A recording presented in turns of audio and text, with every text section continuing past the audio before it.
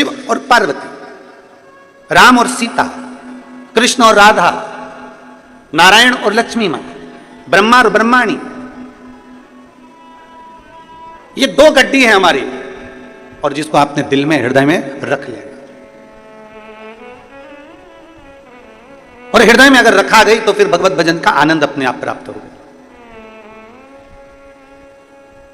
तो ये जो ये जजमान बने हैं, चंद्रशेखर जी पिल्ले, पूर्णिमा जी पिल्ले, श्री अनिल शुक्ला जी, श्रीमती शकुंतला शुक्ला जी, परमेश्वर सिन्हा जी, आशा सिन्हा जी, ये जो जजमान बने हैं, इन्होंने शायद सोचा भी नहीं होगा। कहाँ खड़े हो जरा, चंद्रशेखर जी खड़े हो, अनिल शुक्ला जी खड़े हो, परमेश्वर सिन्हा जी, इन्हें सोचा भी नहीं होगा कि बाबा कृपा करेगा और सावन के महीने में, और वो भी शिवरात्रि के दिन से करुणा कर देगा, कहीं हमारे पूर्वजों का पुण्य प्रबल हुआ होगा, ये कथा के यजमान पद प्राप्त की, कहीं उसकी कृपा हुई होगी, बैठिए, कहीं उसकी करुणा हुई होगी, कहीं उसकी दया हुई होगी। एक विश्वास अपने भीतर प्रबल किया, दो गड्डी हमने जेब में फंसा ली है और फिर तीरथ को चल दिए हैं, बस भगवान का नाम हमने हृदय में रख लिया और चल दिया।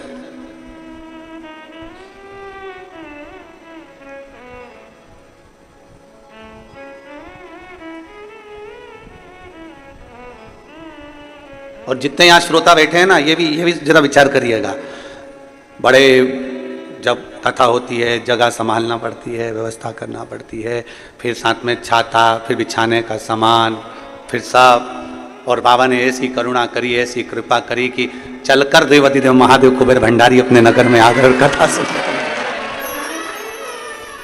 ये कहीं ना कहीं कृपा है बाबा की, कहीं कृपा। और वो दो गड्डी तुम्हारे पास में पहले से थी, वो दो गड्डी तुम्हारे पास पहले से थी, शंकर और पार्वती की। ये तो पक्का है कि तुमने शंकर जी को जल लपक के ही चढ़ाया है, ये पक्का। अच्छा, जोरदार चढ़ाया। और वो दो गड्डी तुम्हारे पास में पहले से थी, एक शिव एक पार्वती, एक राम कृष्ण शंकर पार्वती शिव राम कृष्ण रूपी शंकर पार्वती रूपी जो गड्डी तुम्हारे पास में है, तुमने उसका प्रयोग करा और दिल से श्री शिवाय नमस्तुभ्यम, श्री शिवाय नमस्तुभ्यम जपते रहे, जपते रहे, जपते रहे, उसका पुण्य फल आज प्रकट।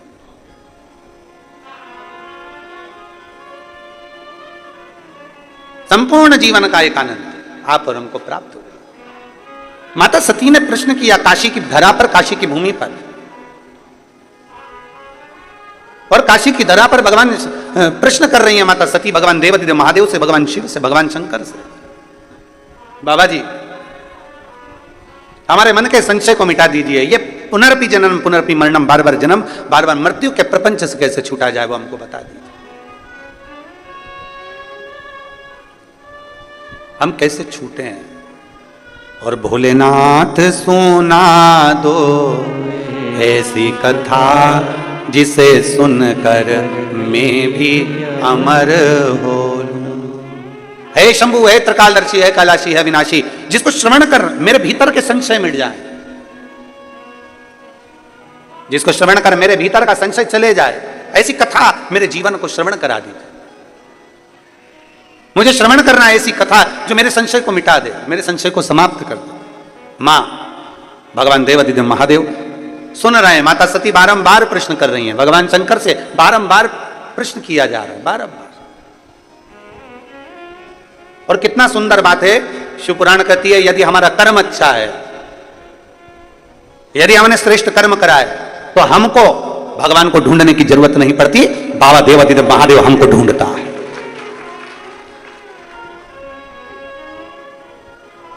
अगर हमारा कर्म अच्छा है, अगर हमारे कर्म श्रेष्ठ हैं, तो हमको बाबा को ढूंढने की जरूरत नहीं, बाबा हमें ढूंढेगा, बाबा हमको ढूंढने के लिए नहीं करता। कर्म अच्छा करिए। अभी बिलाई की कथा में हमने एक बात कही थी कि बन सके जिस बच्चे को एजुकेशन की जरूरत है, अच्छी पढ़ाई की जरूरत है, और बच्चा अच्छा पढ़ना चाहता है, तो उस बच्चे को अच्छी पढ़ाई कराइए। किसी को चिकित्सा की जरूरत है और बहुत बीमार व्यक्ति है और उसको चिकित्सा की जरूरत है, तो उसको अच्छी चिकित्सा कराइए। किसी को एजुकेशन चाहिए, उसको एजुकेशन दिलाया जाए, किसी को चिकित्सा चाहिए, उसको चिकित्सा दिलाई जाए, जिससे वो अच्छे से अपने जीवन को आनंद पूर्वक जी सके। वो आगे बढ़ सके।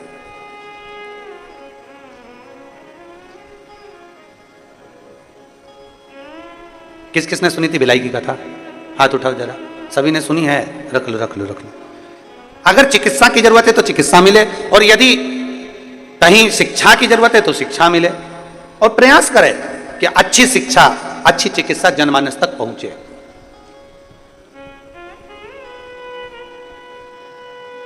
सती मैया कह रही है कि मेरे भीतर का संशय मिटा दीजिए। कर्म अच्छा है तो आपको परमात्मा को ढूंढने की जरूरत नहीं, परमात्मा आपको ढूंढेंगे।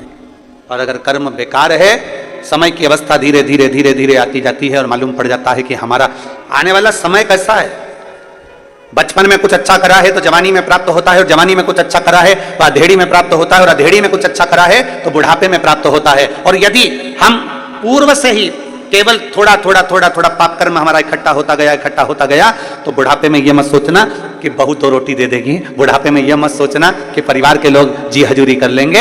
अगर बुढ़ापा आते आते अपने ही अपने को ताना दे रहे हैं, बुढ़ापा आते आते अपने ही अपने को गाली दे रहे हैं, बुढ़ापा आते आते अपने ही अपनों को अपशब्द कर रहे हैं, तो फिर यह मानकर चलना कि हमने पूर्व का कर्म थोड़ा श्रेष्ठ नहीं कर पाए, इसलिए आज हमको सुनना भी पड़ रहा है और सहना भी पड़ रहा है।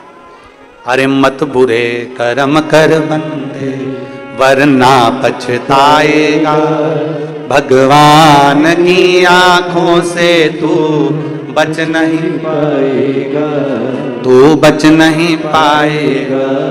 अरे ओ अज्ञानी मत कर नादानी, अरे ओ अज्ञानी मत कर नादानी।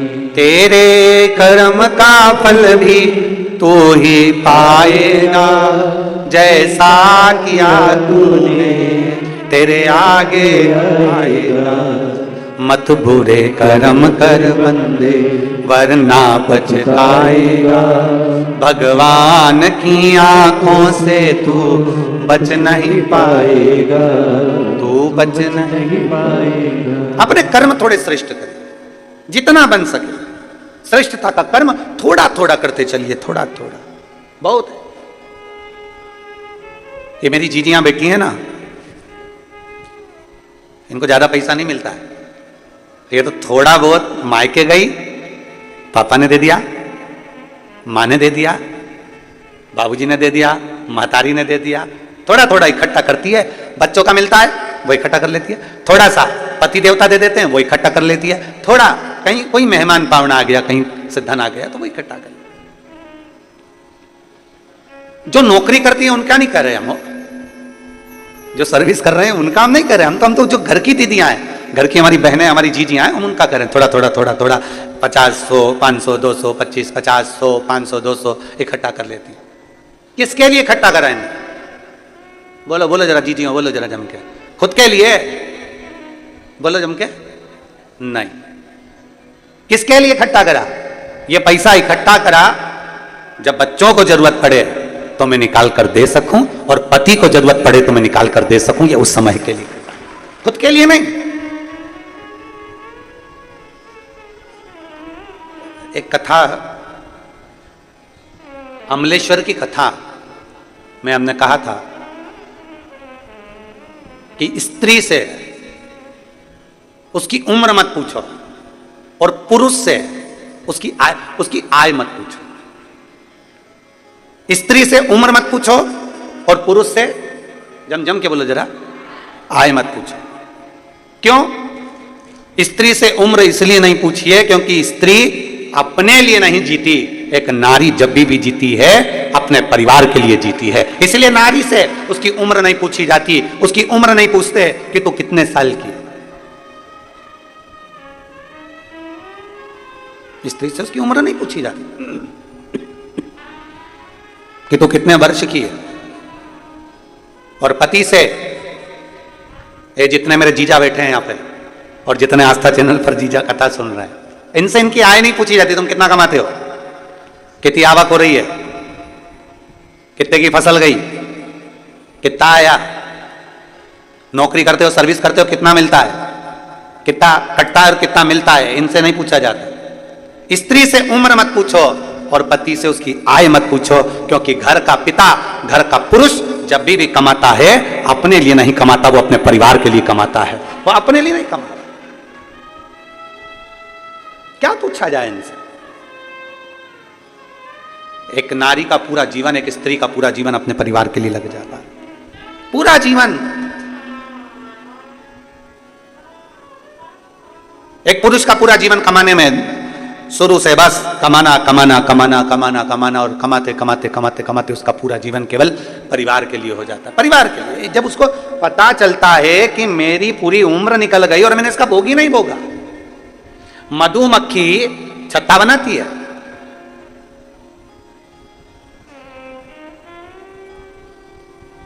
वो तो अच्छा है, ये यहां पे मधुमक्खी का छत्ता नहीं है।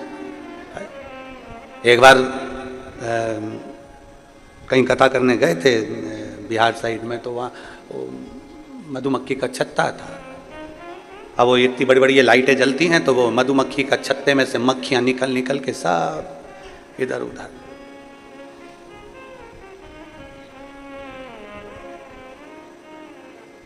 छत्तीसगढ़ सरकार को और छत्तीसगढ़ की प्रशासन को, दोनों को धन्यवाद है, बहुत बहुत साधुवाद, बहुत बहुत साधुवाद। मधुमक्खी अपना छत्ता बनाती है, जगह जगह से पुष्प का रस लेकर आती है और शहद बनाकर तैयार करती है। उसको लगता है मैं खाऊंगी, अब मैं तैयार करा, अब मैं खाऊंगी, अब मैंने तैयार करा, अब मैं पाऊंगी। फिर सोचती है वो, अब मैं खाऊंगी।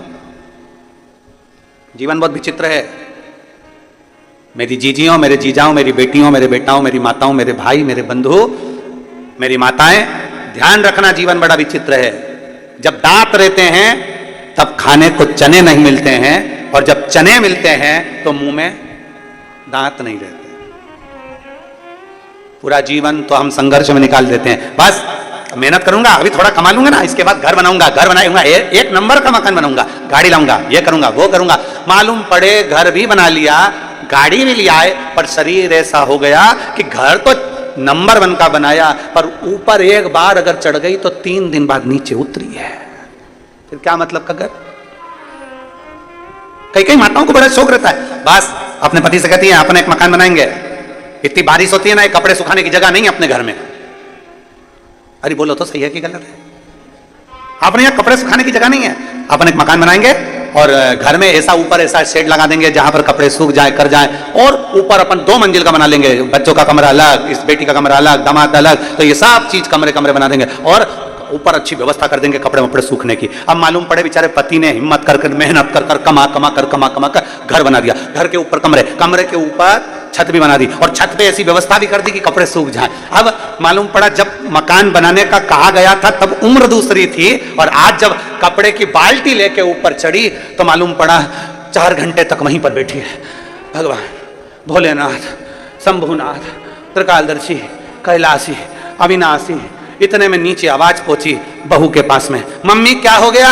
इतने में मम्मी झरोके में से झांक के बोली, तेरी मम्मी जा रही ऊपर। तुरंत नीचे से बहू दौड़ी दौड़ी ऊपर गई और मम्मी को देखा हालत खराब, मम्मी को पानी वानी पिलाया उसने। जब दांत हैं तो चने नहीं है, और जब चने हैं बोलते जाओ जम के, दांत अभी कमा रहे तो विचार कर रहे गाड़ी लूंगा, गाड़ी लूंगा, गाड़ी लूंगा। कमाते कमाते कमाते कमाते एक अवस्था डल गई और मालूम पड़े बुढ़ापे में गाड़ी भी आ गई। गाड़ी तो आ गई पर डॉक्टर ने कह दिया ज्यादा बैठ नहीं सकते, पीठ का गुरिया खसक गया। अब एक गुरिया खसक गया। अब थोड़ी देर तक गाड़ी में बैठा था, इतनी देर में तो घर पहुंचा और पत्नी कह रही जी सुनो तो सरी, कथा चल रही है, गांव का नाम नहीं बोलूंगा, यहां का नाम तो बोलूंगा ही नहीं।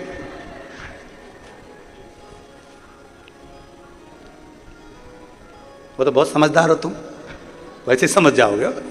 कथा चल रही है, अच्छा जाना है, अच्छा, पर मैं ज्यादा गाड़ी में नहीं बैठ सकता, मेरा गुरिया खसका है। कमाते कमाते जिंदगी निकल गई। अब गाड़ी में घूमने का शौक लगा, गाड़ी चलाने का शौक लगा, गाड़ी में जाने का शौक लगा, तो मालूम पड़े गाड़ी नहीं चला सकते, गाड़ी में बैठ नहीं सकते। मकान बनाने का शौक लगा, मकान तो बड़ा बन गया, पर मकान में ऊपर चढ़ने का, आप सब यहाँ बैठे हो, तुम्हारा अगर 2 मंजिल का मकान होगा ना, तुम गारंटी है हफ्ते 2 हफ्ते या महीने 2 महीने 4 महीने में 1 आध बार ऊपर जाते हो गए। और हम तो निवेदन करें इतनी जल्दी जाओ भी मत, क्या करो, 1 आध बार का। चले तो गए, ऊपर इतना धूल इतना पानी इतना फैला रहा देखा, दूसरी बार मन में सोचा कब तक करूं मैं, तो मेरे से तो बन नहीं, और नीचे चली गई, और फिर नहीं आई ऊपर, फिर नहीं जा। दांत थे तब चने नहीं, कमाते कमाते कमाते कमाते कमाते कमाते जीवन निकल गया। और फिर भी बच्चों ने कहा तुमने हमारे लिए किया क्या? फिर भी कह रहे तुमने हमारे लिए किया क्या? अरे एक मां अपनी पूरी उम्र तुम्हारे ऊपर निछावर कर देती है, और एक बाप पूरी उम्र कमाते कमाते कमाते कमाते अपनी पूरी जिंदगी तुम्हारे ऊपर पूरी कमाई हुई धन दौलत तुम पे निछावर कर देती है।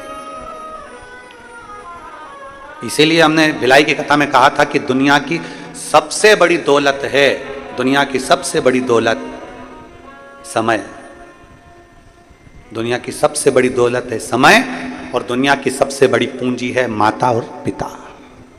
समय, माता पिता, इसका आदर करो। समय की कीमत को समझिए, समय के अनुभव का आनंद लीजिए, समय को समझने का प्रयास करो। आज जो समय है कल नहीं रहेगा, जो कल है वो परसों। सोना गया वापिस आ जाएगा, चांदी गई वापिस आ जाएगी, गाड़ी गई वापिस आ जाएगी, बंगला गया वापिस आ जाएगा, पर जो समय चले गया वो वापिस नहीं आ सकता। वो गया तो गया, फिर नहीं आने वाला। इसलिए समय की अनुकूलता समझिए कि हमारा बचपन है उसको भी हम श्रेष्ठता में जिए, हमारी जवानी है उसको भी हम श्रेष्ठता में जिए, हमारी अधेड़ी है उसको भी हम श्रेष्ठता में जिए, और हमारा बुढ़ापा है उसको भी हम श्रेष्ठता में जिए। दुनिया तो गलती छांटने के लिए बैठी है। एक पति पत्नी गार्डन में घूम रहे थे, बगीचे में दोनों घूम रहे हैं, पति और पत्नी दोनों। घूमते घूमते देखा कि सामने से कुत्ता आ गया। पत्नी घबरा गई, सामने से कुत्ता, पत्नी घबराई, थोड़ा पीछे हटी, कुत्ता और आगे बढ़ा, पत्नी और पीछे हटी, कुत्ता और आगे बढ़ा, पत्नी और पीछे हटी। पति को लगा ये कुत्ता मेरी पत्नी को काट खाएगा, कल बच्चों को स्कूल भेजना है, टिफिन कौन बनाएगा? कौन बनाएगा? मेरे को दुकान जाना है, मेरा भोजन कौन बनाएगा? करूं क्या? जैसे कुत्ता जम के लगता, पति ने पत्नी को गोदी में उठा लिया। जो गोदी में उठाया, कुत्ता भाग गया। कुत्ता भागा, पत्नी नीचे उतरी, उतरते सी चिल्ला के बोली, तुम्हें अकल है थोड़ी बहुत भी? तुम्हें लक्षण है थोड़ा बहुत भी? पति ने कहा क्या हो गया? दुनिया के लोग कुत्ते को भगाने के लिए पत्थर उठाते, तुमने मुझे उठा लिया। अब पति हाथ जोड़ के बोला, मैंने तेरे को मारने के लिए कुत्ते को नहीं उठाया था, मैंने तो इसलिए उठाया था कि तुझे कुत्ता नहीं काट खाए, मेरे पांव में काट लेगा चल जाएगा, पर तुझे काटेगा तो मुझे अच्छा नहीं लगेगा। पर समझ है ना व्यक्ति की, क्या समझेगा? आप किसी को कितना भी समझाने का प्रयास कर लो, उसकी बुद्धि उसके विवेक उसके आनंद के साथ जितना समझ सकता है उतना ही समझेगा, उतना ही, उससे ज्यादा वो नहीं समझ सकता। बहुत बहुत कठिन है महाराज। ज्ञानी को समझाया जा सकता है, समझा सकते हैं, अज्ञानी को समझाया जा सकता है। ज्ञानी को समझाना सरल है, अज्ञानी को समझाना सरल है, पर अभिमानी को समझाना दुनिया का सबसे कठिन काम है। आप अभिमान वाले व्यक्ति को नहीं समझा सकते, जिसके अंदर अभिमान भरा हुआ, अहंकार भरा हुआ। मैं और मेरा, लंकाधिपति रावण को कितना समझाया मंदोदरी ने?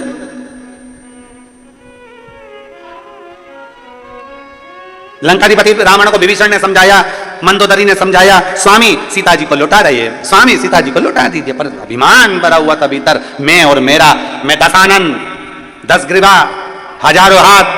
क्या समझती है मंदोदरी तुम मुझको?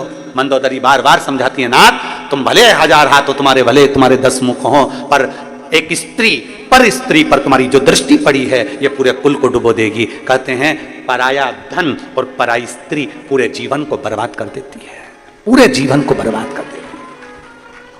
पराया धन और पराई स्त्री पूरे जीवन को बर्बाद कर देती है। कितना सुंदर वर्णन आया है। एक संत, एक भगवान का भक्त निकल कर जा रहा था, उसके साथ उसकी पत्नी थी, बड़े प्रेमी जीव थे, भगवान के भीतर भक्ति में रमने वाले। जा भगवान शंकर का गुणगान करते करते जा रहे हैं, नमः शिवाय ओम नमः शिवाय, नमः शिवाय ओम नमः शिवाय, नमः शिवाय ओम नमः शिवाय, नमः शिवाय ओम नमः शिवाय, चले जा। इनका नियम था, जंगल से लकड़ी लाते, लकड़ी को बेचते, बेचकर अपना यापन करते, लकड़ी बेच जीवन यापन करते थे। अब आज दोनों पति पत्नी जैसे ही जाने लगे, पार्वती जी ने शिव जी से कहा, बाबा, ए भोले बाबा। शंकर जी बोले, हम गौरा बोलो क्या बात है। पार्वती जी बोल रही हैं, बाबा ये दोनों पति पत्नी आप और हमको भजते रहते हैं, दिन भर शिव शिव शिव शिव जपते रहते हैं। ये पति पत्नी दोनों दिन रात शंकर का नाम लेते हैं। बाबा बहुत बहुत तकलीफ में, आप कृपा कर दो ना, इनको थोड़ा बहुत धन दे दीजिए ना, आपके कुबेर के खजाने में से, कुबेर के भंडार में से थोड़ा सा धन इनको दे दो। शंकर भगवान पार्वती जी से बोले, पार्वती मैं दे तो दूंगा, पर इनके भाग्य में अभी धन श्रेष्ठ नहीं है, इनके भाग्य में भी धन श्रेष्ठ नहीं है।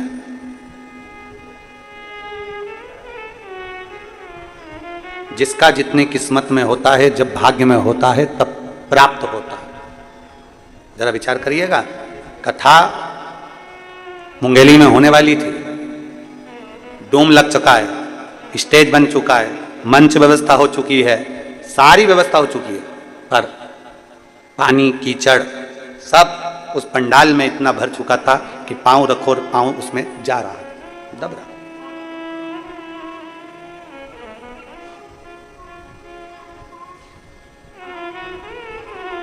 ऐसा नहीं है कि प्रशासन नहीं चाहता कि कार्यक्रम नहीं हो, अपने क्षेत्र में कार्यक्रम हो, ये तो प्रशासन भी चाहता है।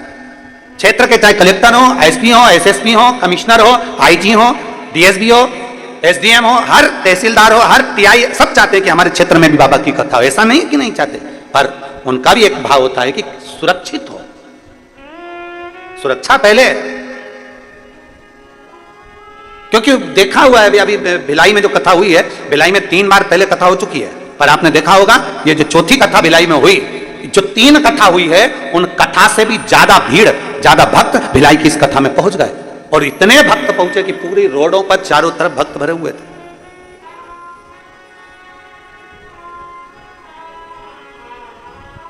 अब कथा होना थी उंगली के अंतर्गत, कथा कहीं हो सकता है कि आप आए नहीं और सुबह हो गई, मेरी पूजा की थाली धरी की धरी रह गई। वो तराजू होता है ना, तराजू में एक इधर भी वजन इधर भी वजन रख के देखा जाता है, इधर का भार कि इधर का भार। हमें तो लग रहा है छत्तीसगढ़ का कांटा यहाँ था और इधर भी भार देखा गया, तो हो सकता है तुमने पानी ज्यादा चढ़ाया होगा, तराजू इधर रखा।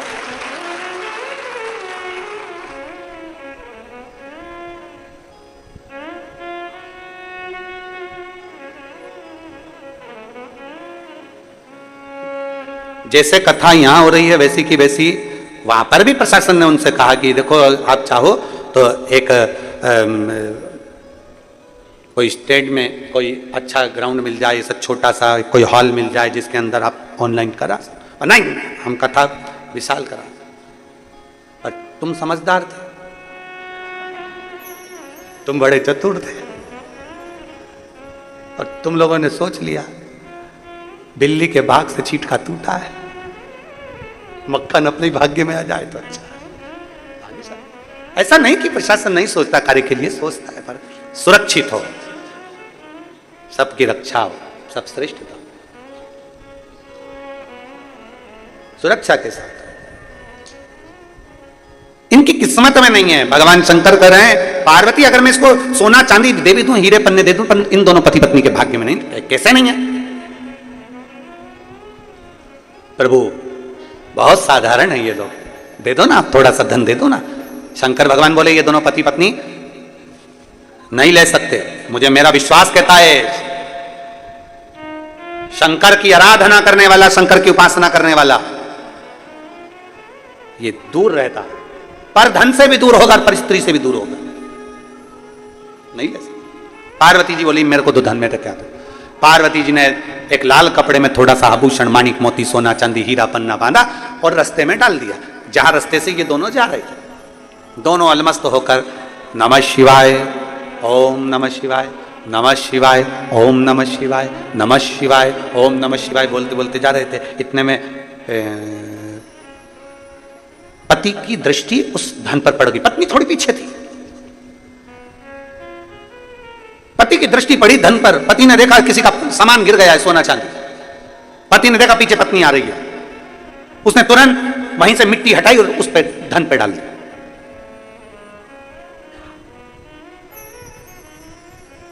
पत्नी ने पूछा आते से ही, क्या कर रहे हो? पति को लगा स्त्री का स्वभाव होता है थोड़ा सा, कहीं धन देखकर इसके मन में, लोगों के पर्दे देखकर मन में आ जाता है कि अगली दिवाली पे इसमें की पर्दे लाऊंगी। मिठाई खाते खाते मन में आ जाता है कि अगली बार हरियाली आन दे तो मैं ऐसा ही मीठा भात बनाऊंगा। तो उसके मन में यह ना आ जाए कि ये सोना देखे, हीरे पन्ने देखे, और इसके चित्तवृत्ति में यह ना आ जाए कि ये सारा धन मेरा हो गया, ये सारी संपदा मेरी हो गई। ना ना, पत्नी ने पूछा क्या कर रहे हो? पति बोले कुछ नहीं। स्त्री ने कहा मुझे मालूम है तुम क्या कर रहे हो। पत्नी बोली मुझे मालूम है तुम क्या कर रहे हो। पति ने पूछा क्या कर रहा हूं? पत्नी बोली मिट्टी को मिट्टी में दबा रहे हो। पति की आंख में से आंसू बह गए। मैं अपनी पत्नी को समझ नहीं पाया, वो जान गई थी ये सोना मिट्टी है, दूसरे की दौलत हमारे लिए धूल की तरह है, दूसरे का धन हमारे लिए धूल की तरह है, दूसरे की संपदा हमारे लिए धूल की तरह है, दूसरे का पड़ा हुआ पैसा हमारे लिए धूल की तरह है। दुनिया के लोग समझ नहीं पाते, किसी का पड़ा मोबाइल मिल गया सोचते हैं खुशी होती है, 2000, 5000, 10,000 का मोबाइल मिल गया, पर उसको मालूम नहीं है कि तूने 5000 का मोबाइल तुझे जो पड़ा हुआ मिला है वो तेरे को कौन से समय पर कहां ले जाकर तुझे खड्डे में डालेगा। किसी का पड़ा हुआ सोना मिल गया, चांदी मिल गई, कुछ सामान मिल गया, हम खुश हो जाते हैं, किसी का बैग मिल गया, किसी का चेन मिल गई, किसी का मंगलसूत्र मिल गया, किसी का सामान मिल गया, पर वो ये समझ नहीं पाते कि ये सोना हमें किस गर्त तक लेकर जा सकता है, किस गर्त तक लेकर जा सकता है।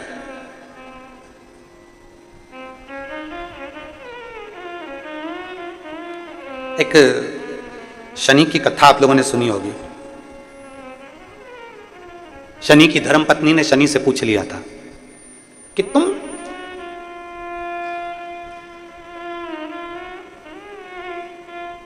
किसको बर्बाद करते हो? शनि कहते हैं बुरे कर्म वाले। और दूसरा, किसी का पड़ा हुआ वस्त्र, किसी का पड़ा हुआ धन, किसी की पड़ी हुई पादुका, किसी का पड़ा हुआ छाता मिल गया और वो लेकर चले गया, बाद में एक दिन उसको पछताना पड़ता। पत्नी कह रही मैं जानती हूं ये मिट्टी को मिट्टी में डाल रहा है। पति की आंख से आंसू बहने लगे। गजब, पहचान गई तू? हाँ तुझे मालूम है? हाँ मैं जानती हूं, सोना है इसमें, हीरे इसमें, रतन है, माणिक है, इसमें असरफियां है सोने की, तुम मिट्टी को मिट्टी में दबा रहे, मिट्टी को मिट्टी। पति और पत्नी दोनों चल दिए, दबा कर ना जाने किसका गिर गया होगा, वो लेकर जाएगा। शंकर भगवान ने पार्वती जी से कहा पार्वती देख, मुझे मालूम था ये भक्त ऐसे ही है, नहीं लेंगे, नहीं ले सकते।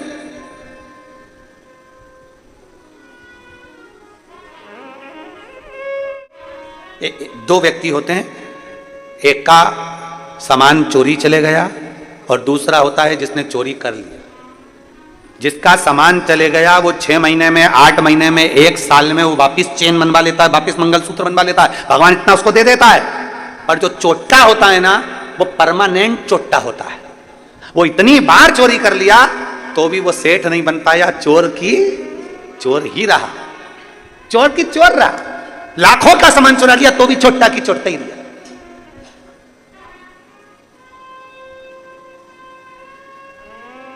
इसलिए मत बुरे कर्म कर बंदे वरना पछताएगा, भगवान की आंखों से तू बच नहीं पाएगा, तू बच नहीं पाएगा।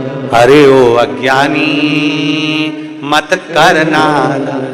पति ने आंख में आंसू भरकर कहा तू पहचान गई। धर्म पत्नी चली। शंकर भगवान पार्वती जी से बोले मैंने बोला था ये दोनों नहीं लेंगे, नहीं लिया, पड़ा है सोना, पड़ा कि पड़ा है। आगे चले। शंकर पार्वती के भक्त दोनों आगे बढ़े, आगे बढ़े। जलवृष्टि होने लगी, पानी गिरने लगा। पानी इतना गिरा कि लकड़ी पूरी गीली हो गई। लकड़ी गीली हो गई तो वो लकड़ी का बंडल लाए नहीं तो बिका नहीं, बिका नहीं तो भोजन मिला नहीं। लकड़ी का गट्ठा पड़ा, उठा नहीं सकते, गीला हो गया, बिका नहीं है। बिका नहीं तो पैसा मिला नहीं, पैसा नहीं मिला, भूखे हैं दोनों। आज पत्नी पति से बोली आज शादी को 40 साल हो गए, पर 40 साल में आज पहली बार आप और हम दोनों भूखे सो रहे हैं, भूखे हैं। शादी के 40 साल हो गए, पर 40 साल में आज पहली बार आप और हम दोनों भूखे सो रहे हैं, दोनों भूखे सो। पति ने कहा समझ में नहीं आ रहा है सब क्यों हुआ। पत्नी कहती है मैं जानती हूं कि आज हम 40 साल में पहली बार भूखे क्यों सो रहे हैं। पत्नी कहती है मैं जानती हूं 40 साल में आज पहली बार हम भूखे क्यों सो रहे हैं। पति ने पूछा क्यों? पत्नी कहती है दूसरे के पड़े हुए धन को हमने छू लिया था, इसलिए आज हमें भूखा सोना पड़ रहा है। दूसरे के पड़े हुए धन को मात्र हमने छुआ था, इसलिए हमें भूखा सोना पड़ रहा है। शिव महापुराण की कथा कहती है भाई ज्यादा हिस्सा ले लिया, छोटे को कम दे दिया, मंझले को ज्यादा दे दिया, संजले को कम दे दिया, बड़े को कम दे दिया, छोटे को कम दे दिया, किसी को ज्यादा मिल गया, किसी को कम दे दिया। किसी सास ने अपना जेवर एक बहू को ज्यादा दे दिया, एक बहू को कम दे दिया। कभी ससुर ने अपनी प्रॉपर्टी किसी को ज्यादा दे दी, किसी को कम दे दी। इसमें आप दुखी मत होना, आपको दुख होने की जरूरत नहीं है, आपको तकलीफ में भोगने की जरूरत नहीं है। दुख उसको हो जिसने धन को बांटा है, उसने सोचना था कि हमारी गति क्या होना है, उसको सोचना था हमारी गति क्या है। अगर 4 लड़के हैं बराबर का, 4 बेटियां हैं बराबर की, 5 बेटे हैं बराबर का, 5 है। यहां तक शिव पुराण की कथा कहती है, भागवत जी में यहां तक वर्णन आता है कि यशोदा मैया अपने लाला को जितना माखन देती थी उतना माखन दाऊजी महाराज को भी देती थी। मनसुखा आ जाता था, मनसुखा को देती थी। श्रीदामा आ जाता था, श्रीदामा को देती थी। जो आ जाता उसको माखन दे देती। जो सम्मुख में आया माता यशोदा ने अपना अपना जो भाग था उसमें से श्रेष्ठ श्रेष्ठ भाग सबको दे देती थी, बराबर का, कोई ज्यादा नहीं। शिव महापुराण की कथा यहां तक कहती है तुम्हारा बच्चा अगर बिस्कुट खा रहा है और तो उसका दोस्त आ गया ना, तो पहला फर्ज मां का बनता है कि उसमें से आधे बिस्कुट उस दोस्त को दे, क्योंकि भोजन करते समय आया है, क्रमशः में। शास्त्र यहां तक कहता है कि अगर तुम भोजन कर रही हो, तुम चाय पी रही हो और चाय पीते पीते अगर कोई आ गया और तुम्हारे कप में अगर चाय है, मान लो वो झूठी नहीं हुई है, तो प्रयास करना कि वो चाय में से आधी चाय जो आया है उसके कप में डालकर दे दी जाए, उसके गिलास में डालकर दे दी। नहीं, थोड़ा सा तो पीना पड़ेगा। कटोरी में भले मत बनाओ तुम दूसरी, पर उसमें से थोड़ी सी दो। झूठी नहीं है, झूठी हो गई तो मत दो, पर जो अच्छी है उसको दे दो, जो श्रेष्ठ है उसको दे दो। नहीं नहीं, लेना तो पड़ेगा, तुम आए हो।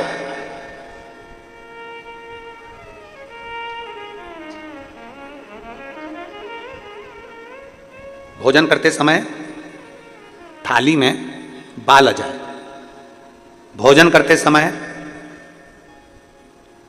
एकदम खाते खाते गले में मिर्ची लग गई, हिचकी चलने लगे, भोजन करते समय एकदम ठसका लग गया, अटक गया भोजन, पानी अटक गया। रोज प्रतिदिन भोजन में थाली में बाल आ रहा है, प्रतिदिन ठसका लग रहा है, प्रतिदिन अगर तुम्हारे हिचकी आ रही है भोजन करते समय, प्रतिदिन आपके साथ में ये क्रम हो रहा है, तो समझ लेना कि तुम भोजन करते हो उस समय पर आपके घर का कोई पूर्वज, कोई भूखा या प्यासा जरूर रह गया है, जिसके कारणवश वो हमको भोजन के समय पर बहू को या बेटे को याद करता है।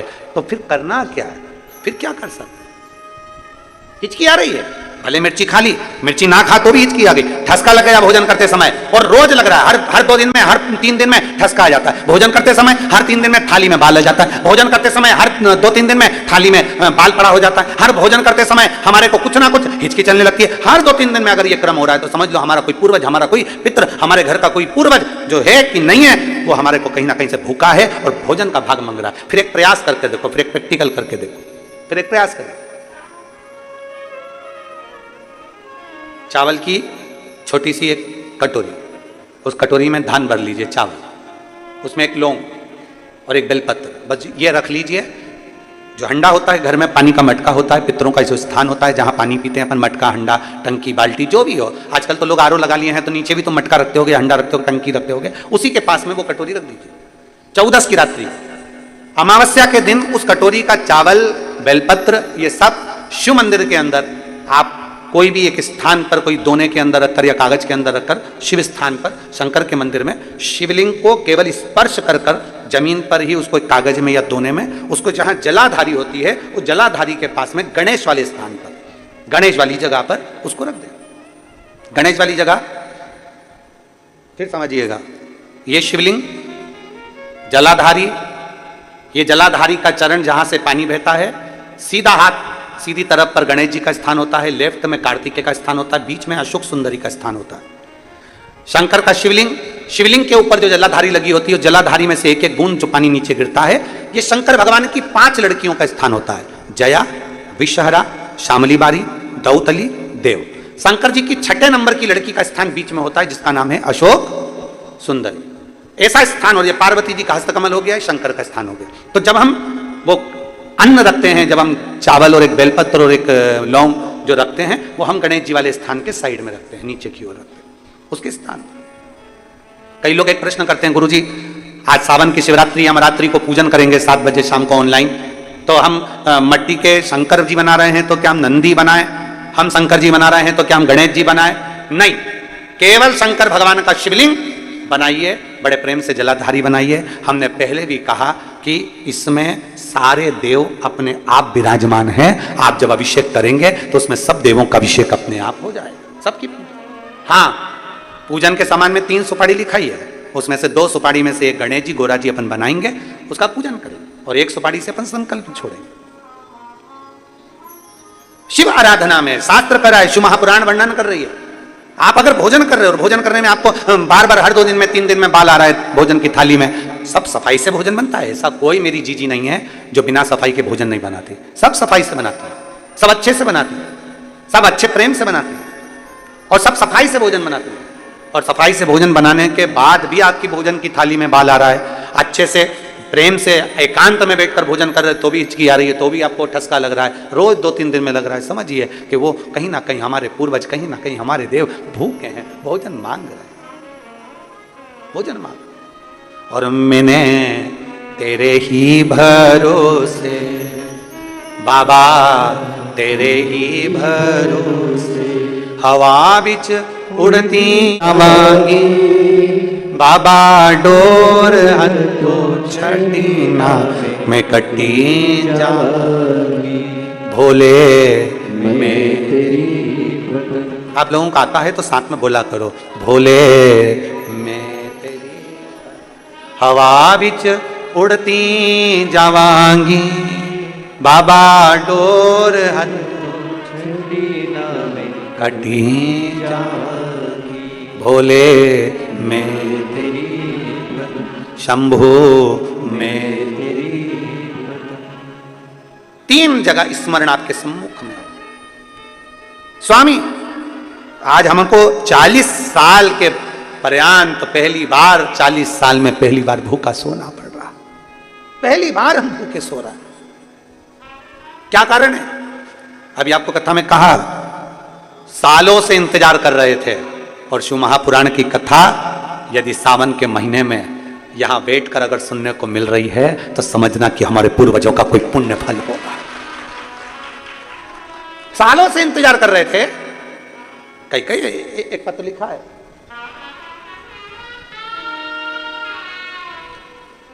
श्रीमती रितु गुप्ता, राजनंदगांव, छत्तीसगढ़। मेरा मोबाइल नंबर ये है, आप ही हैं, हाथ हिलाओ जरा एक बार। श्री शिवाय नमस्ते। गुरु जी प्रणाम, सरप्राइज गिफ्ट के लिए धन्यवाद। आ जाओ, एक बेलपत्र ले जाना, आ जाओ, आ जाओ। भोलेनाथ ने सावन के महीने में,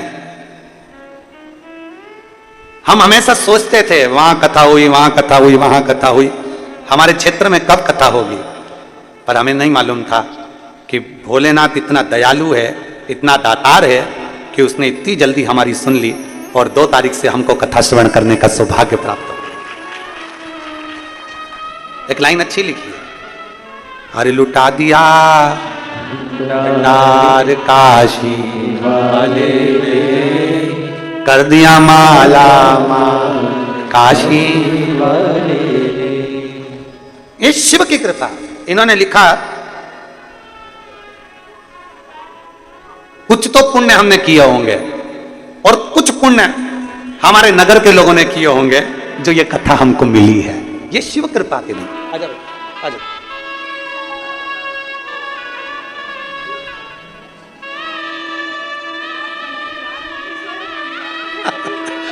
करेंगे हम, रात भर नहीं सोए खुशी में।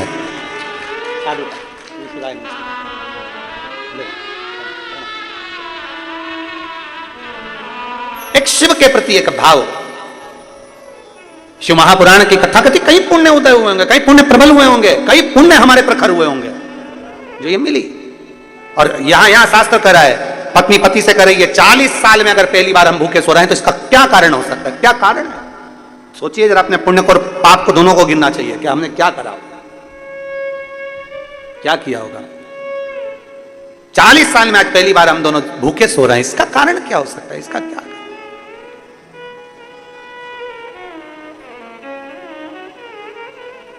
एक कारण है। क्या कारण हो सकता है?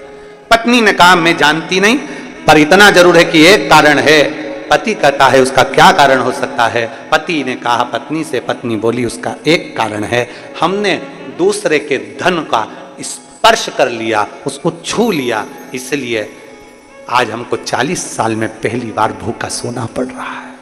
40 साल में पहली बार आज हमें भूखा सोना पड़ रहा है, 40 साल में पहली बार, क्योंकि हमने दूसरे के धन का स्पर्श करा है, मात्र दूसरे के धन को छुआ है। सोचो, केवल स्पर्श किया तो यह गति है, अगर वो धन घर में आ जाता, वो धन हम लेकर आ जाते, तो शायद जिंदगी भर भूखा सोना पड़ता। इसलिए बस इतना सोच रहे थे, विचार करते करते पति पत्नी की दोनों की नींद लग गई, दोनों की। पार्वती जी ने शिव जी से कहा, बाबा कितने सरल हैं दोनों, दूसरे के धन का स्पर्श नहीं करना चाहते, दूसरे की संपदा का स्पर्श नहीं करना चाहते, आप कुछ करो ना इनके लिए, कुछ करिए ना, कुछ करिए। बाबा देवाधिदेव महादेव ने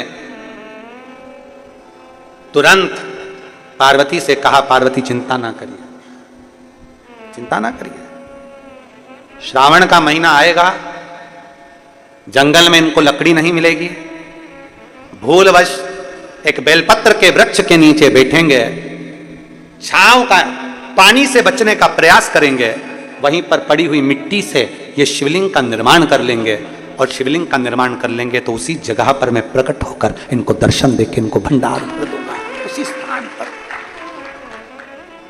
श्रावण के महीने में हमने पहले भी कथा में कहा, आज फिर कहते हैं, जितने आस्था चैनल पर कथा सुन रहे हो, जितने फेसबुक यूट्यूब पर कथा श्रवण कर रहे हो, ऑनलाइन जितने शिव भक्त पवित्र कथा का रिस्पान कर रहे हैं श्रावण के महीने में, आज 2 अगस्त से श्रावण की शिवरात्रि के दिन जो कथा का लाभ, पहले दिन की कथा का श्रवण कर रहे हैं, उन सबसे निवेदन करेंगे, बन सके अपने जीवन में श्रावण के महीने में भूल से भी अगर पार्थिव शिवलिंग का निर्माण हो जाता है, भूलवश भी हम शंकर के पार्थिव लिंग का निर्माण कर लेते हैं, तो वो जीव कहीं ना कहीं सुख प्राप्त करता ही है, उसका फल उसको मिलता ही है, वो सुख मिलता ही है। बोल बम का नारा है। किसी से डर के बोल रहे हो क्या? तो फिर आवाज खोलकर बोलो, हम भी तो बोल रहे हैं।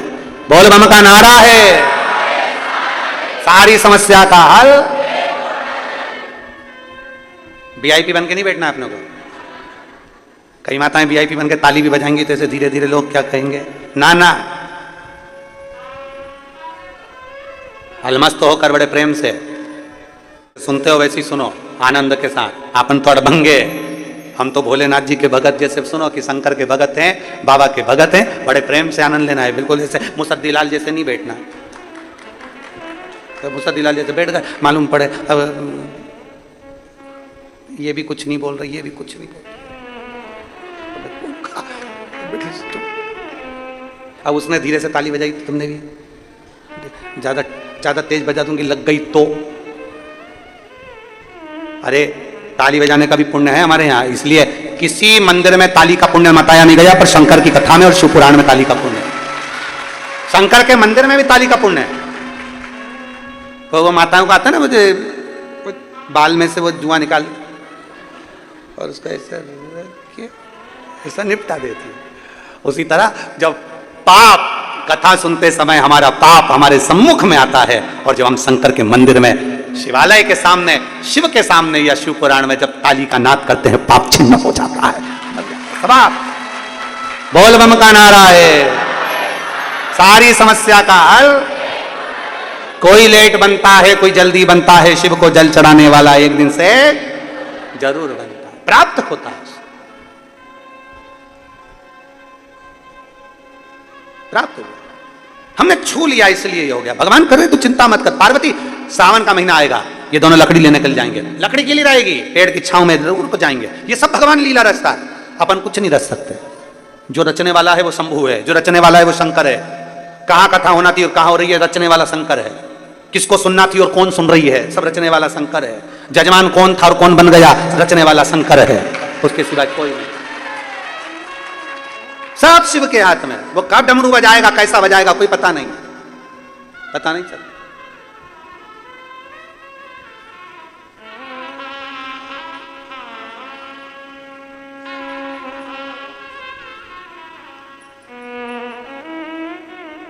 अभी हम इधर से आ रहे थे तो एक माता जी बूढ़ी बूढ़ी सी और एक माँ और थी दोनों। वो बूढ़ी माँ और वो माँ दूसरी माँ से करी थी मेरे को चिमटी खोड़ना, मेरे को चिमटी खोड़। उसने पूछा क्यों? सपना लग रहा है, सपना लग रहा है, चिमटी खोड़, सपना लग रहा है। अरे भाई, शिव कृपा के बिना कुछ भी संभव नहीं। शंकर के बिना क्या संभव है? शिव के बिना क्या संभव है? कुछ भी संभव। संभव शंकर भगवान ने पार्वती जी से कह दिया समय पलटेगा, यह सावन का महीना आएगा, ये पेड़ के नीचे जाएंगे, पानी से बचेंगे, वही मिट्टी का ढेरा बना लेंगे, मुझे याद करेंगे, मैं प्रकट हो जाऊंगा। आज पूरे देशवासियों को और देश में नहीं विदेश में बैठे हुए भी सारे शिव भक्तों को आज मौका मिला है पार्थिव शिवलिंग निर्माण करने का। शाम को 7 बजे आप और हम सब मिलकर ऑनलाइन भगवान शंकर का पूजन करेंगे, अपने अपने घरों में बैठकर पूरे परिवार के साथ। शिव जी को बेलपत्र, समीपत्र, धतूरा, गेहूं के दाने, काली मिर्च, तिल सब भगवान शिव को समर्पित करेंगे और अपने दिल की बात भगवान देवाधिदेव महादेव से कहेंगे। भगवान शंकर से अपने मन की बात बोलेंगे, भगवान शिव से अपने दिल की बात कहेंगे, प्रार्थना करेंगे उनसे।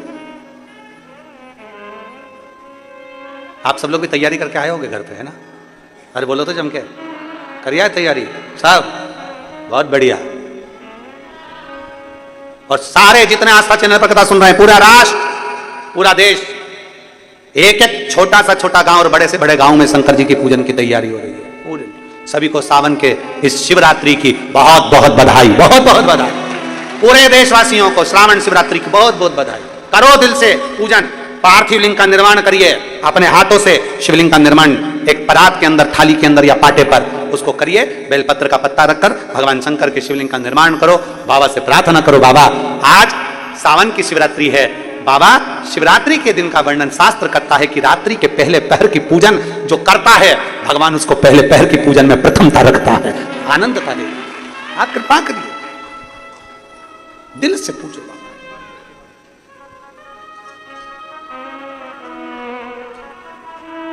धीरे धीरे समय निकल गया दोनों पति पत्नी का। सावन का महीना आ गया और सावन का महीना आया कर ओघड़दानी है, शिव कथा कह रही है। सावन का महीना आ गया, दोनों पति पत्नी, वही क्रम उनका संविदा लेकर आना, वही क्रम उनका लकड़ी को ढूंढने जाना। लकड़ी का गट्ठा बनाते, लकड़ी बेचते और अपना यापन करते। अब लकड़ी लेने के लिए गए और सावन के महीने में तो पानी,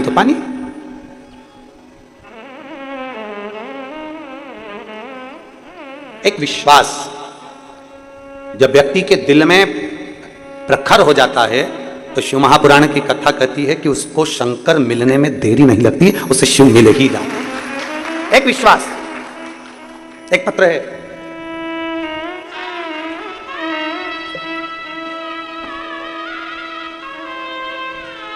मिथिलेश हुंका परिवार राजनंद गांव, कहीं बैठी हैं आप ही हैं, श्री शिवाय नमस्तुभ्यं। आ जाओ, एक बेलपत्र ले जाना, आ जाइए, एक बेलपत्र ले। गुरुदेव, मेरी आंखों की रोशनी, नेत्र में एक इन्फेक्शन हो गया था, जिस इन्फेक्शन को डॉक्टर ने कहा था कि ये इन्फेक्शन कभी समाप्त नहीं होता,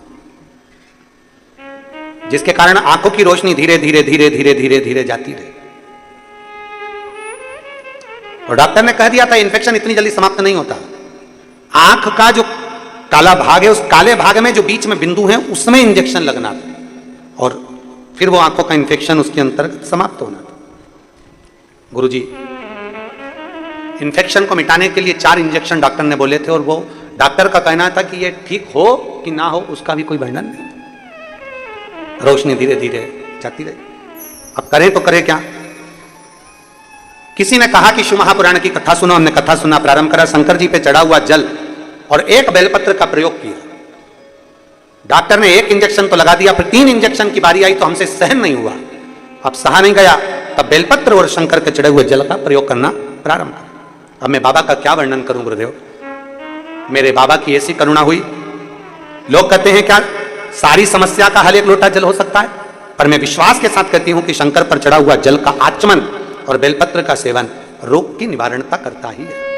हमने पहले भी कथा में एक बात कही, आपके स्मरण में होगा, डॉक्टर को दिखाओ, क्योंकि डॉक्टर शिव का एक रूप होता है, डॉक्टर शंकर का एक रूप है। जो वो दवाई दे वो ले, जो वो जांच बोले वो करवाओ, पर उसके साथ में शंकर जी पे करा हुआ भरोसा आपको आगे बढ़ा ही देता है। शिव जी पे करा हुआ भरोसा, शंकर पर करा हुआ विश्वास तुम्हें आगे बढ़ा ही देता है। गुरुदेव जब दूसरी बार में इंजेक्शन के लिए डॉक्टर के पास गई तो डॉक्टर ने जांच कर कह दिया कि अब आपको इंजेक्शन की जरूरत नहीं है, आपकी आंखें धीरे धीरे ठीक हो गई। ये एक शिव भक्ति है, एक विश्वास, एक भरोसा, एक दृढ़ता होती है। बोल बम का नारा है, हमारे भरोसा अगर शंकर पर करा गया है तो वो आ जाओ, वो भरोसा शिव पर करा हुआ, उस भरोसे का फल मिलता जरूर।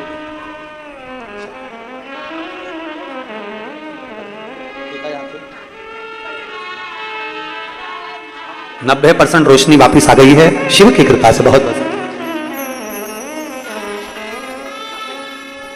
अच्छा, इसका पत्र भिलाई में पड़ा था, ये सविता डागा जिसका भिलाई में पत्र पड़ा था, जो सीए बनी है, एक बार जोरदार ताली बजाएं उसके लिए, बहुत बहुत साधुवाद। बेटी को बहुत बहुत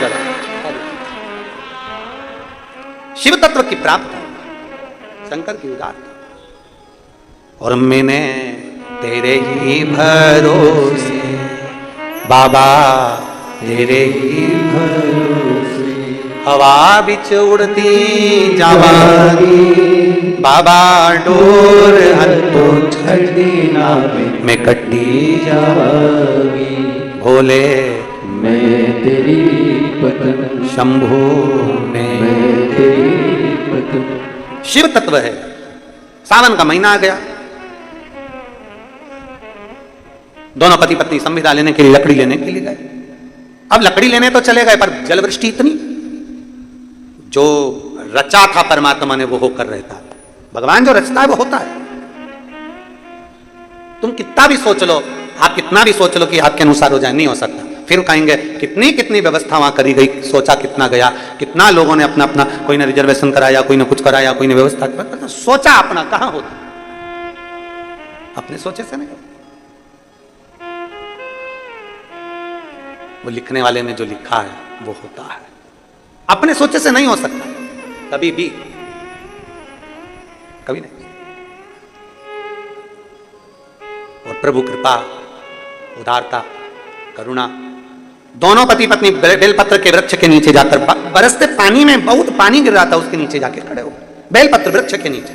हमने पहले भी कथा में कहा, भूल वश भी अगर बेलपत्र के वृक्ष के नीचे से व्यक्ति निकल कर चले जाता है तो उसका ना जाने कितना कितना अश्वमेध यज्ञ का फल उसे प्राप्त हो जाता है, ना जाने कितने अश्वमेध यज्ञ का फल, अगर वो गया है बेलपत्र के नीचे। इसलिए आप लोगों से निवेदन है, वृक्ष जरूर लगाओ, प्रकृति को, पृथ्वी को हरा भरा करना है आपको और हमको। और सावन महीने में प्रयास करो कि एक वृक्ष बेलपत्री का जरूर लगाया जाए। करोगे प्रयास? पक्का करना चाहिए। सावन महीने में एक वृक्ष बेलपत्री का जरूर लगाओ और उस वृक्ष की देखरेख भी करो जिससे वो वृक्ष बड़ा हो जाए। ऐसा वृक्ष मत लगाना कि तुमने लगाया और 4 दिन बाद बकरी खा जाए। फोटो तो अपना खिंच जाता है पेड़ के साथ और पेड़ को खा जाती बकरी। वो फोटो कोई नहीं खींचता कि पेड़ बकरी खा गई। फोटो वो खिंच जाता कि हमने पेड़ लगाया, हमने वृक्ष लगाया, वृक्षारोपण हुआ। पर वृक्ष लगाओ, मना नहीं है, पर वृक्ष लगाने के साथ में एक प्रण होना चाहिए कि उसकी रक्षा भी हम करें, उसकी रक्षा भी करें।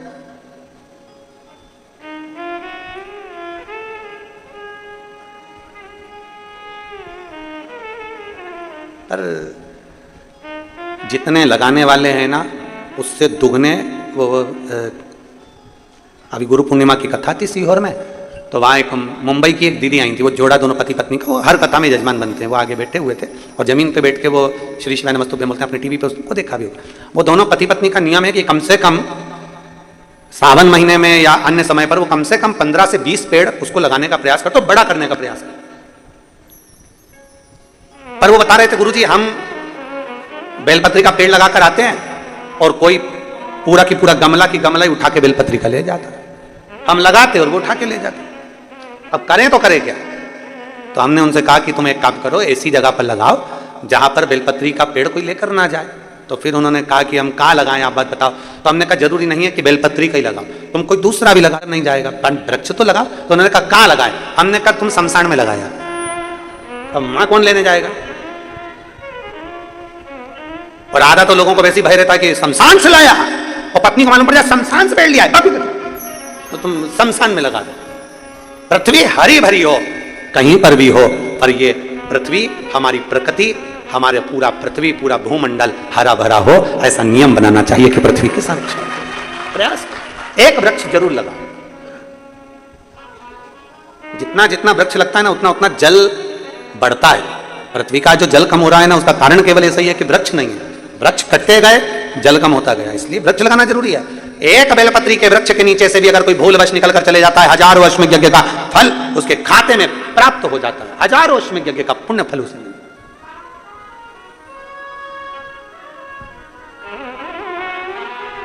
हमसे कई लोग कहते हैं गुरुजी, कोई शिव भक्त बोल देता है तो उसकी वाणी प्रबल क्यों हो जाती है, प्रखर क्यों हो जाती है, क्यों? ये बेलपत्र होता है ना शंकर जी पे चढ़ा हुआ, इस बेलपत्र को जब आप खाते हैं, शंकर पर चढ़ा हुआ बेलपत्र जब आप खाते हैं, उदर में वो बेलपत्र जब जाता है, दुनिया के लोगों को लगता है कि हमने औषधि खाई है, पर लिंग पुराण, नर्मदा पुराण, ब्रह्म वैवर्त पुराण, स्कंद पुराण का काशी खंड और शिव महापुराण कहती है एक बेलपत्र जब हमारे उदर में जाती है तो ये मान कर चले कि हमारे हृदय में पूरे समय शंकर का निवास रहता है और शिव हमारे साथ चलता है, हर पल हर घड़ी हर क्षण।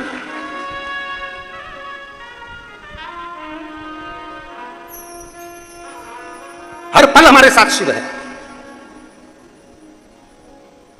और मेरे भोले तेरा सहारा है, मेरे भोले तेरा सहारा है, मेरी नैया का तू किनारा है, मेरी नैया का तू किनारा है।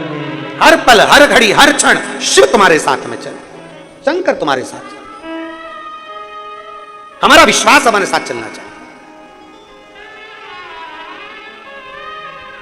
हम जब इस व्यासपीठ के पास में आते हैं तो हमारा सीहोर का कंकर और सीहोर का रुद्राक्ष दोनों साथ देवादिदेव महादेव के साथ में चलते हैं। उसकी आराधना, पूजन, अर्चना, स्मरण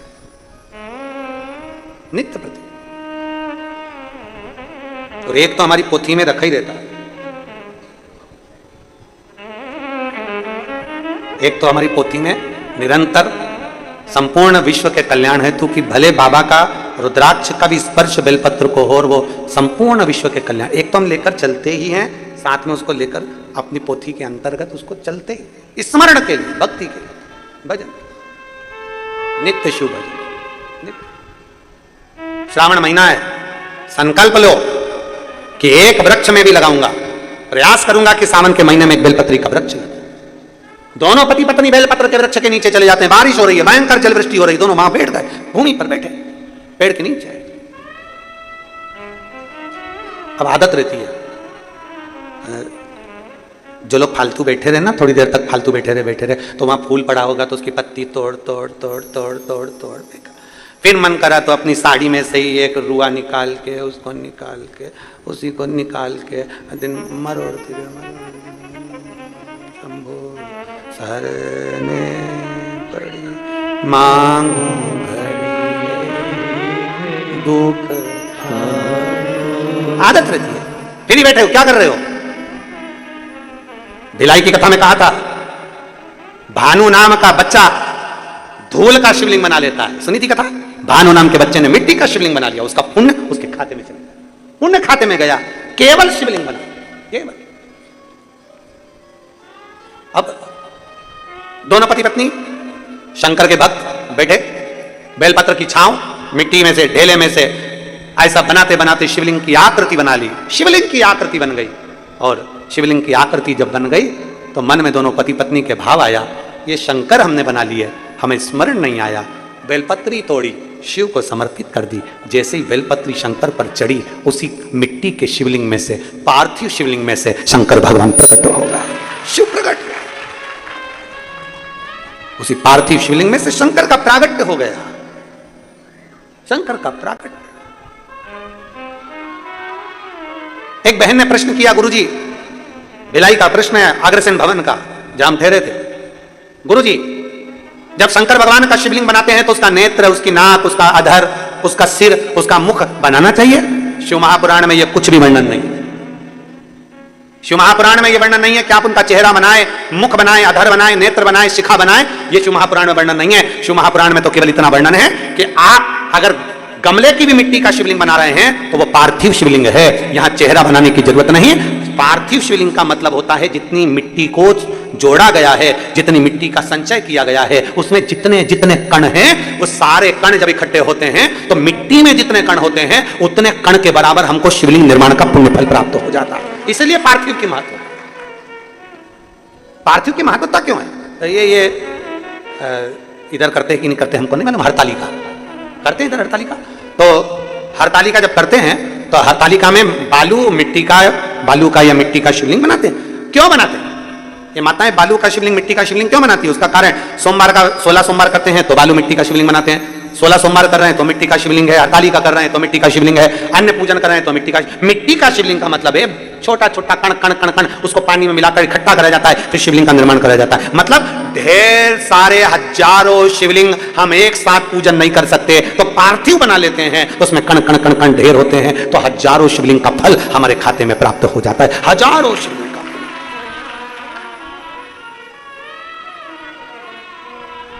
और बालू मिट्टी का बनाया भोलेनाथ, चढ़ाऊं लोटा जल भर के। बालू मिट्टी का बनाया भोलेनाथ, चढ़ाऊं लोटा जल भर के। चढ़ाऊं लोटा जल भर के, चढ़ाऊं लोटा जल भर के। बालू मिट्टी का बनाया भोलेनाथ, चढ़ाऊं लोटा जल भर के। शिव को जल समर्पित।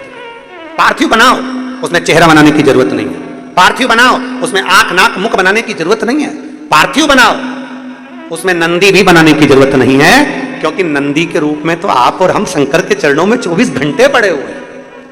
पार्थिव बनाओ, जलाधारी बनाओ, शिवलिंग बनाओ, उसका पूजन कर लिया, शिव स्वीकार कर लेते हैं, स्वीकार।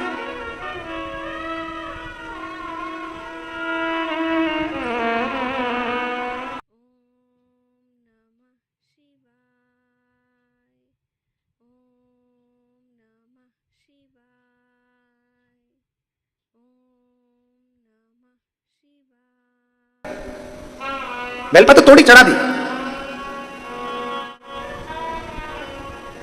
शिव जी पे, समर्पित कर दी। एक बेलपत्र में इतना बल होता है कि 64 योगनियां, 33 कोटि देवताओं की धर्म पत्नियां, देवियां, 64 योगनियां, देवियां, सारी सिद्धियां, निधियां, सब बेलपत्र के इस पत्ते के दोनों पत्ते और पत्ते के बीच में जो डंडी होती है, जो बची हुई जगह होती है, सारी निधि, सारी सिद्धि और सारी देवियों का स्थान होता है।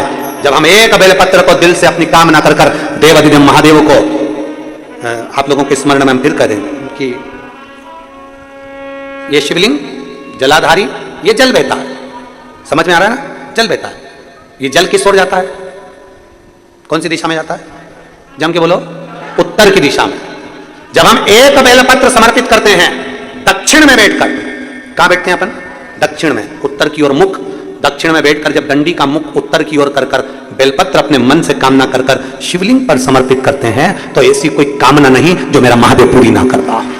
एक बेलपत्र। अब लोग कहते हैं गुरुजी क्या बेलपत्र चढ़ाने का भी एक तरीका होता है? क्या भगवान शंकर को चढ़ाने का, जल चढ़ाने का भी एक तरीका होता है? क्यों नहीं होता? जब दवाई खाने का तरीका होता है, डॉक्टर लिखता अपने पर्चे में सवेरे खाना, शाम को खाना, दिन में खाना कि रात को खाना, सवेरे खाली पेट खाना कि भरे पेट खाना, पानी से खाना कि दूध से खाना। बोलो बोलो, सही है कि गलत है?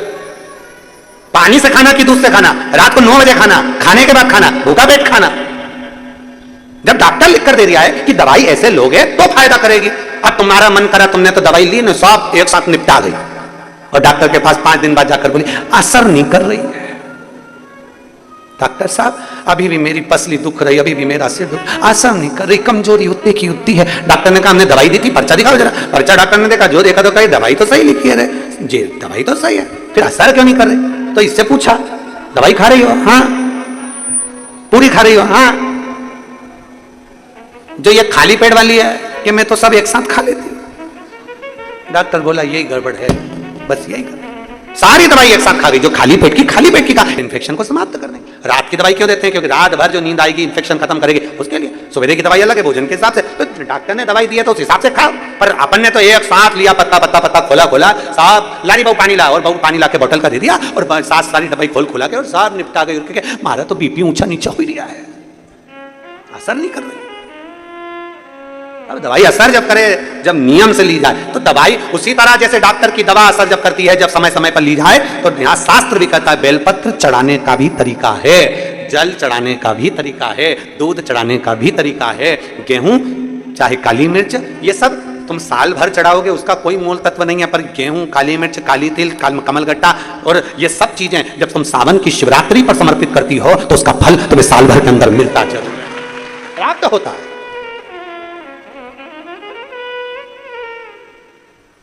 तो मिला, ऐसा नहीं कि नहीं मिला। पिछले साल तुमने चढ़ाया था गेहूं, तो कथा मिली कि नहीं मिली? आई कि नहीं आई कथा? और सुन लो छत्तीसगढ़ वालों, जितनी छत्तीसगढ़ की मेरी जीजियां कथा सुन रही हैं ऑनलाइन, जितने कथा को श्रवण कर रहे हैं, दिल से पूजन करना और बाबा से दिल से कहना हमारे यहां भी शंकर जी की कथा होना चाहिए। तो इतना देना झोली भर करके हम भी कथा करवाए, ऐसा प्रयास इतना।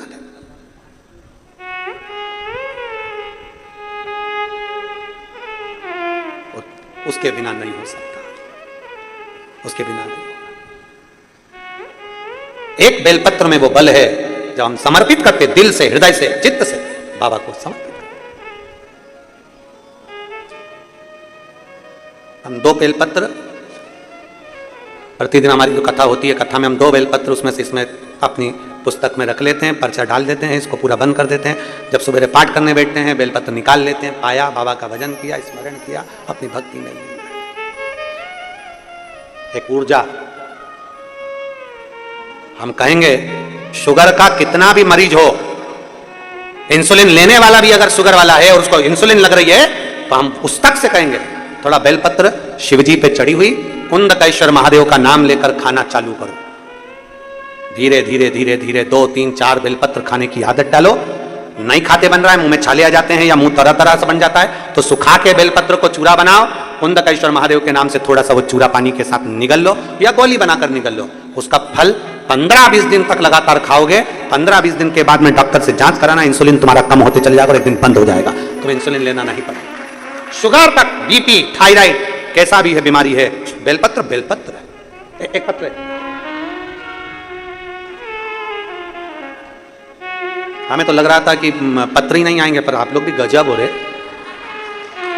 गजब। पत्र लिखा है देवी बाई गांधी, कहीं बैठी हैं? देवी बाई गांधी कहीं बैठी हैं क्या? अच्छा, गुरुदेव श्रीमती देवी बाई गांधी, अंजू राजकुमार गांधी, राजनंदगांव से हैं। 2 साल पहले स्वास्थ्य इतना ज्यादा खराब हो गया था कि शरीर रहे ना रहे उसकी कोई गारंटी नहीं, पर आप कहते हो डॉक्टर शिव का रूप है, उसको दिखाते रहो। शंकर मानकर हम डॉक्टर को दिखाए, उसकी दवाई भी ली, पर आराम लगना प्रारंभ नहीं हुआ। तब शंकर पर चढ़ा हुआ जल, अपने पोते से जल चढ़वाती शिव जी को, वो जल मंगवाती, उसको पीती और बाबा पे चढ़ी हुई बेलपत्र खाना प्रारंभ करा। आज मेरे बाबा की कृपा से जितना जितना रोग था, मेरे बाबा ने सारे रोग समाप्त कर दिए और मुझे ठीक कर दिया। मैं बाबा को यह धन्यवाद देने के लिए, मैं स्वस्थ। एक शिव भक्ति विश्वास के साथ आइए, बेलपत्र लेकर आ जाओ। एक शिव भक्ति विश्वास के साथ,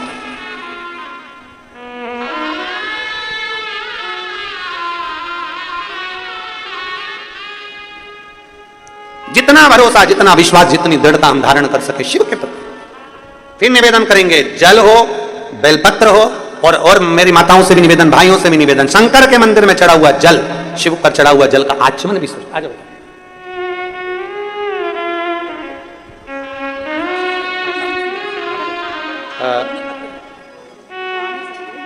इनके सासू जी हैं, 86 वर्ष के हैं, वो यहाँ आए नहीं है, परंतु पत्र उन्होंने भेजा है, उनको हमारी तरफ से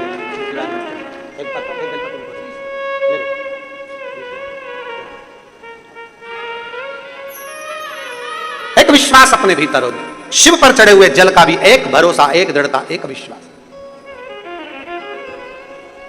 दोनों पति पत्नी ने बेलपत्र चढ़ाया भगवान शंकर का। उनको नहीं मालूम था कि केवल एक पार्थिव लिंग का निर्माण करा, अनायास अनायास पार्थिव लिंग का निर्माण, अनायास। और पूरे देशवासियों से निवेदन है, पूरे देशवासियों से, भूलवश भी वो दोनों पति पत्नी से पार्थिव लिंग का निर्माण हो गया था, तो शंकर ने उन पर कृपा कर दी थी। आज आपको और हमको सावन के महीने में शिवरात्रि पड़ रही है, आज 2 अगस्त को शाम को 7 बजे आस्था चैनल की टीवी चालू करना, मोबाइल चालू करना, ऑनलाइन यूट्यूब फेसबुक आस्था चैनल पर 7 बजे आप और हम सब बैठकर पार्थिव लिंग का निर्माण कर कर पूजन करेंगे। बाबा का पार्थिव लिंग बनाकर पहले से रखना, पूजन करना, दिल से बाबा से प्रार्थना करना, बाबा से ना जो दिल से मांगोगे, मेरा विश्वास करता है कि बाबा खाली नहीं छोड़ेगा, झोली खुशियों से भरेगा। और जब कोई नहीं आता मेरा भोले आता है, जब कोई नहीं आता मेरा बाबा आता है, मेरे दिलों में वो बड़ा काम आता है, मेरे दुख के दिनों में वो बड़ा काम आता है। एक विश्वास के साथ करिए भजन, एक भरोसे के साथ। पूजन के समय पर चढ़ी हुई बेलपत्र में से एक बेलपत्र अवश्य रख लेना, संभाल कर उसको उठा के रख लो। साल में अगले साल आपसे बात करेंगे कि बेलपत्र का क्या फल है, हम आपसे पूछेंगे। पूजन का कोई सामान नहीं हो तो भी शिवलिंग का निर्माण करो, तो भी करो।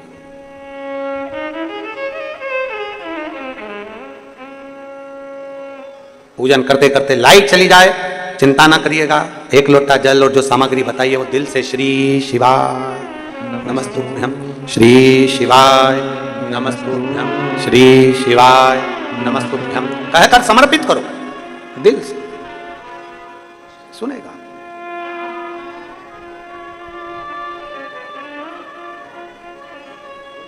और खाली ना जाता कोई दर से तुम्हारे, खाली ना जाता कोई दर से तुम्हारे, मैं भी खड़ी हूँ नंगी बाहें पसारे, अपने हृदय से लगा लो गिरा जा रहा हूँ, उठा लो भोले अपने दर से, अब तो ना टालो गिरी जा रही हूँ, उठा लो। एक पत्र आया,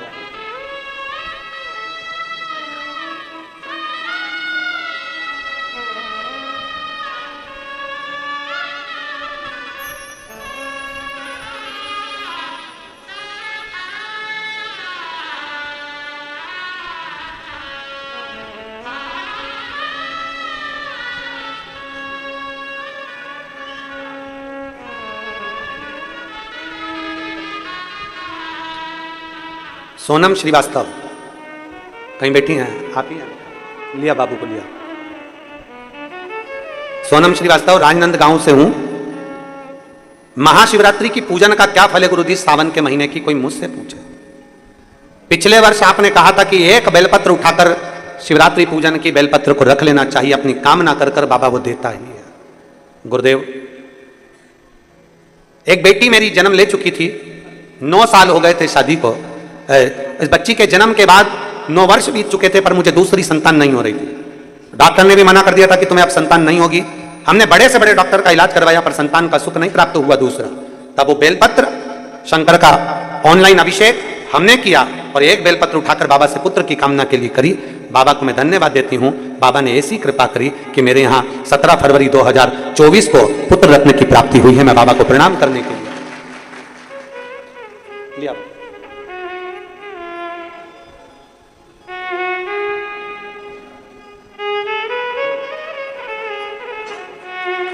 शंभू।